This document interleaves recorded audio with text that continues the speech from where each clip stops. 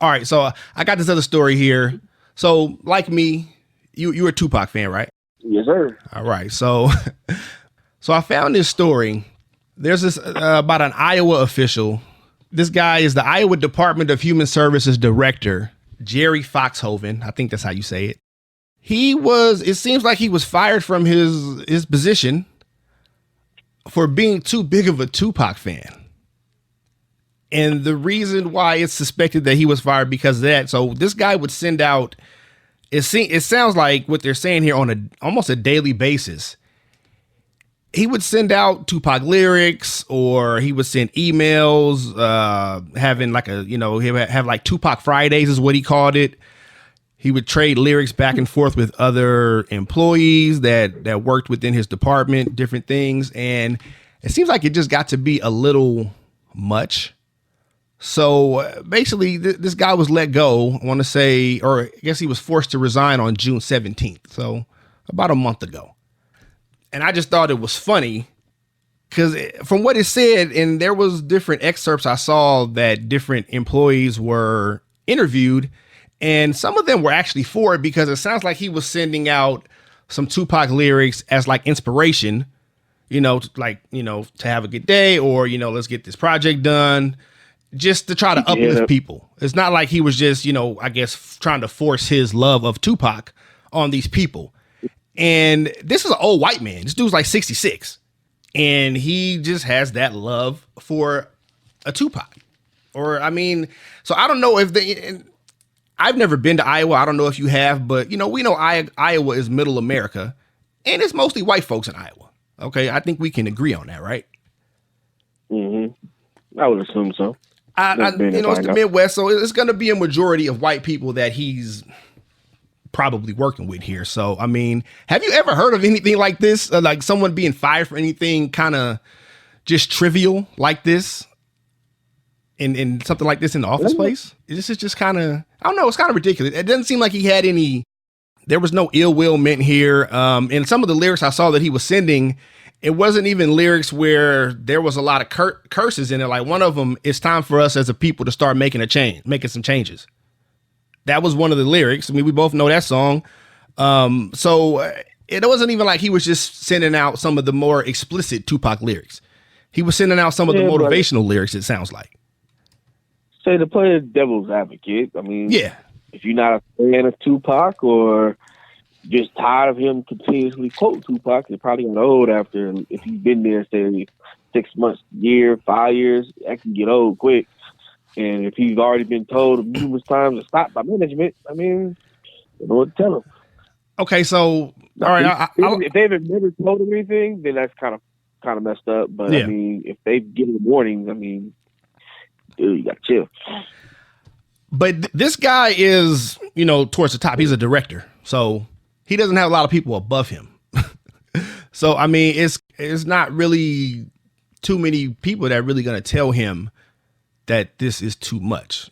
Well, but if your employees keep complaining to his bosses that, hey, and they showing him like, hey, every time he send me something, they gotta have a Tupac meeting.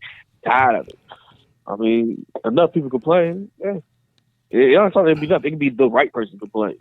And that's true. That could be enough to so what I hear you saying is, or this is what I'm getting from what you're saying, it might be too much Tupac. These people may not know a lot about Tupac, or maybe they only heard a lot of the bad things about Tupac, so they're like, I'm over it. What if he just sends these lyrics out as like quotes, like it's coming from him? It's time for us as the people to start making a change. If he doesn't tag like, okay, these are Tupac lyrics, if no one knows that he's a big Tupac fan and he's just sending this out as himself, do you think it's any different? Yeah, I think so. It could be Tupac per se, but it could just be plain and simple. People don't. I didn't read the message to know what he said or anything. So was it just, hey, I'm having a bad day, and these replies, keep your head up, / Tupac?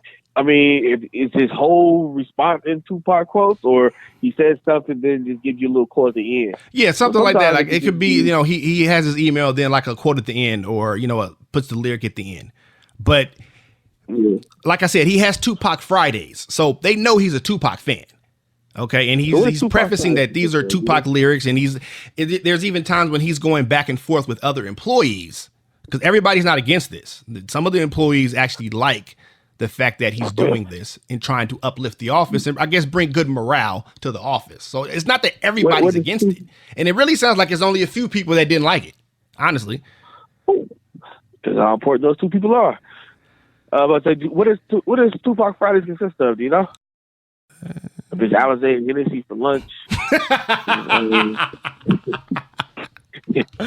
and I'll get around theme song going on all day afterwards. I mean, hey, you might have a problem. All right, I'm gonna read this paragraph to you. So, Foxhoven, 66, told employees that he had been a huge fan of the hip hop artist for years. He hosted weekly Tupac Fridays to play his music in the office. He traded lyrics with employees, and he marked his own 65th birthday with Shakur-themed cookies, including one decorated with the words "Thug Life." End quote. You can't have no middle-aged old white ladies. What about Thug Life, man? Oh, hey, you know what? You playing the clean version of Tupac songs on Tupac Friday, or is it all the cursing in it? I mean, somebody might have only called a bitch 50 times in a day. You know what? I mean, it's funny, but I can see how you could get in trouble for this. It is funny. And I mean, I can see how people might take offense to this because both of us, basically, we grew up listening to, with Tupac, and we still like him. We still love him to this day. But knowing a lot of his lyrics, even some of the songs where he wasn't, going at specific people but he still had curses in his lyrics. You know what I mean? So I can see how people, not even just older white people, older black people didn't like his music. Our parents would not listen. My mom don't like Tupac. I know your parents didn't listen to Tupac. So I get that. That's not their thing. It's not their era of music. So I could understand how someone, over the age of 50 might not want to hear, especially in the office. So I get that. I do get that point. I do. I just think it's funny that, he had cookies with the words Thug Life on it. I like this guy, honestly. I want him in my office. I like this dude. I mean, it seems funny, but you gotta, I don't know who you don't listen to, but say I don't listen to Taylor Swift. Who? They had Taylor Swift Thursdays at my work, I will lose my mind. You know what? I mean, it can be people who are cool artists, but you just don't listen to like that. Yeah. And you were forced to at work listen to them. I'm complaining to the boss. No, I get it. I'm going over here to complain eventually. I get that. It makes sense. But I think I might actually reach out to this dude and try to get a little interview with him. Just because I like this story. I want to know what really went on. Yes, I would like to know if he's warned to stop and just says Thug Life, I come out, and then kept it going. Or was it just one of those they just hit him up right away? Nah, I'm good. I'm hearing all this about you out. What happened? I mean, because if he got a couple warnings or at least one good warning, hey, bud, you can't do it, and just say, forget it. It is what it is. You get what you get. But they completely didn't give him a warning hey, you can't do this. A little more sympathetic for him. All right, I got another piece of this story here for you. So it says in the article, the agency released a 350-page email or 350 pages worth of emails with the words, quote, Tupac, his real name, or his rap name, Tupac, sent to and from Foxhoven during his 2-year tenure in response to an AP request. So he was only in this office for 2 years, and 350 pages worth of emails with the words Tupac in it. It's actually a lot less than I would have thought. Over for a 2-year span, right? Yeah, that's only 350. Yeah, that's not much for 2 years. That's as far as emails. That's what they brought up. It says they showed that Foxhoven marked the anniversary of Shakur's death, shared one of his lyrics about love on Valentine's Day, and used the rapper's image to try to improve the agency's culture. He told colleagues he was inspired by the lyrics that included, "It's time for us as a people to start making some changes." I mentioned that earlier. Yeah, so I mean, this dude loves him some Pac. I can say that. I can definitely say that. I don't lie, I thought for sure when you were saying it, like he was responding every day with a Tupac lyric, and to say he had 5 employees. I was like, I could be kind of sick of it and say 3 weeks out of have 25 Tupac quotes at my face. But in 2 years, you send 350 emails, and I don't know how many per person that is, how many employees. That's not a whole lot. So I mean, like if something else happened, he could have been warned to not do it no more and said forget it. I don't know. Forget it. It's not as much as I thought. Well, I mean, it's one of those things like, was it worth it? I mean, because he lost his position, and I'm pretty sure it was a well-paying position. That's unemployment for a while, so you ain't got to do nothing. As a director, but yeah, unemployment is not paying you close to what you're making as a director. Trust me, it's not. It ain't. It's especially somewhere like Iowa. I guarantee it's not paying even 30% of what he was making. Yeah, but I don't know how financially set up, but that's close to getting the retirement. That's true. That's true. And I mean, so you might have got yourself a nice little payday.